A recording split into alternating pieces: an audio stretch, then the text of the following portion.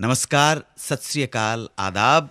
मैं अन्नू कपूर आप सभी श्रोताओं का और स्टूडियो में बैठी हुई हमारी ऑडियंस का हार्दिक स्वागत करता हूं 92.7 बिग एफएम के स्टूडियो से। खास बात यह है कि मैं आज 92.7 बिग एफएम के दिल्ली स्टूडियो से आज का शो कर रहा हूं। कहते हैं दिल्ली दिल वालों की है। दिल्ली की शायरी का school, the school of poetry, Delhi का तबलाबाज, दिल्ली का खाना, चांदनी चौक, लाल किला, कुतुब मीनार। ये दिल्ली तो मरकज़ है, सेंटर है हमारे हिंदुस्तान का, इसीलिए दारुल खिलाफा राजधानी कही जाती थी। दिल्ली का स्कूल जो है पोइट्री का वो सुपर्ब है। तो मीर तकी मीर दिल्ली एक बार लुट गई थी, उजाड़ हो रही थी, तो रोज़गार आमद की तलाश में वो पहुँचे लखनऊ एक मुशायरे में। तो वो ज़माना था, दिल्ली के लोग कुल्ला बांधा करते थे सर के, पुराने ज़माने के अंदर, ठीक है, शलवार पहना करते थे, लंबी कमीज़ पहना करते थे। तो लखनऊ में एक मुशायरे में पहुंच गए। सब लोगों ने उनकी वेशभूषा देखी तो उनको थोड़ा, लखनऊ वालों को थोड़ा फ़नी लगा है। शमा जब उनके सामने आई, मुशायरे में शमा सामने लाने का मतलब ये था कि अब आपकी बारी है। जब मीर तकी मीर के सामने शमा पहुंची तो लोगों ने कहा कि हुजूर आपका इसमें शरीफ, मतलब आपका नाम क्या है, आप कहाँ के हैं, वेयर अबाउट्स पूछे। तो इम्प्रॉम्प्टू वहीं पर मीर तकी मीर ने जो शेर कहा था, मैं हमारे दिल्ली के सभी श्रोताओं के लिए, हमारे स्टूडियो में जो बैठे उन सभी के लिए समर्पित है। मीर तकी मीर उर्दू के आला तरीन अजीमुश्शान शायर माने जाते हैं। तो उन्होंने कहा कि क्या बूदोबाश पूछो हो पूरब के साकिनों, क्या बूदोबाश पूछो हो पूरब के साकिनों, हमको गरीब जान के हंस हंस पुकार के। क्या बूदोबाश पूछो हो पूरब के साकिनों, हमको गरीब जान के हंस हंस पुकार के। दिल्ली जो एक शहर था आलम में इंतखाब, रहते थे मुंतखबी जहां रोजगार के, उसको फलक ने लूट के वीरान कर दिया, हम रहने वाले हैं उसी उजड़े दयार के। दिल्ली दिल्ली। और आज शुरुआत करेंगे 1968, ईयर ऑफ 1968। ये वो साल था जब मैडम इंदिरा गांधी हमारे देश की प्रधानमंत्री बनी और वर्ल्ड की सेकंड महिला प्रधानमंत्री थी। वर्ल्ड की पहली महिला प्रधानमंत्री कौन सी थी आप में से? बिल्कुल बिल्कुल सही। अरे क्या बात है, ये राजेंद्र नगर वाली जी है। क्या बात है, राजेंद्र नगर की बहन जी ने बिल्कुल सही बताया। श्रीमती सिरिमाओ भंडार नायके विश्व की प्रथम महिला प्रधानमंत्री थी। लेकिन बात चलेगी यार 1968 की। जोरदार तालियां आप सबके लिए मेरी तरफ से। चर्चा में रहेगा साल 1968।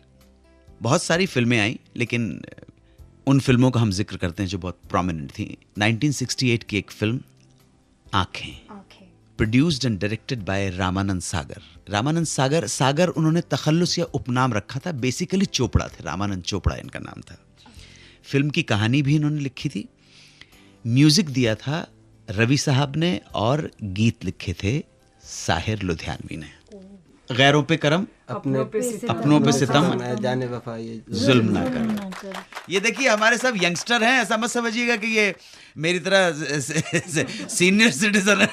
सब यंगस्टर्स हैं, लेकिन उस ज़माने के का जो मौसीकी था, जो म्यूज़िक था, उसके अंदर इतनी ताब है, उसका जलवा इतना है कि हमारे यंगस्टर्स तक को वो गाने याद हैं। इजी फाइल है, जल्दी डाउनलोड हो जाती है।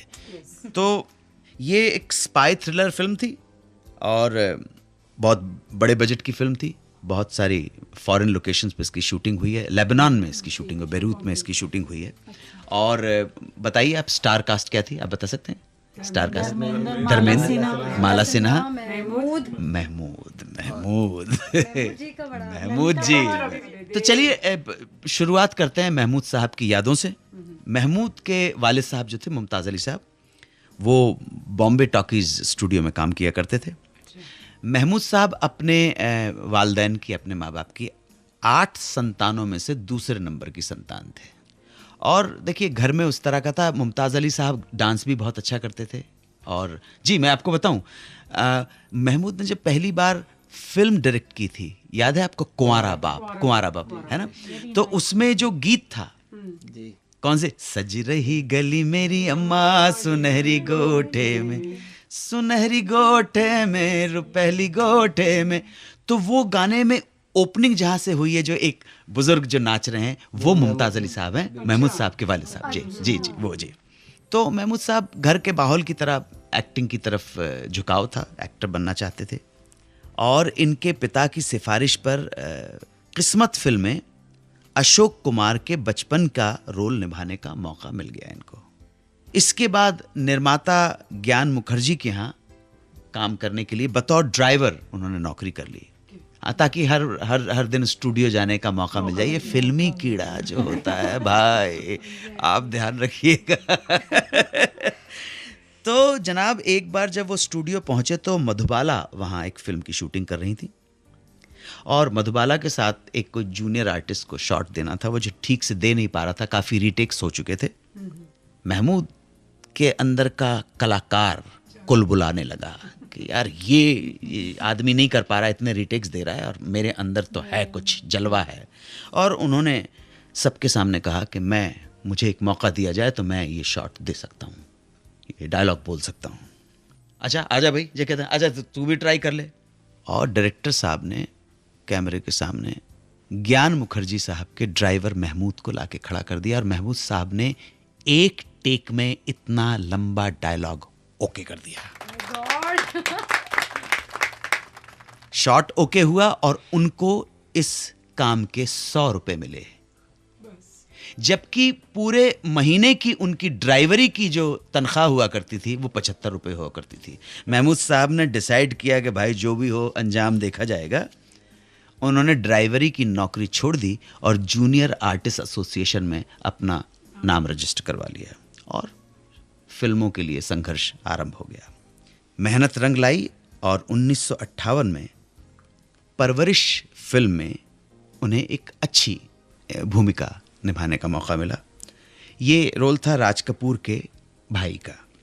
उसके बाद एलवी प्रसाद की ससुराल में बतौर हास्य अभिनेता के रूप में महमूद जी की पहचान इंडस्ट्री में बन गई, और देखते ही देखते महमूद साहब बन गए कॉमेडी किंग। बहुत सारे लोगों ने महमूद साहब के स्टाइल को कॉपी किया है।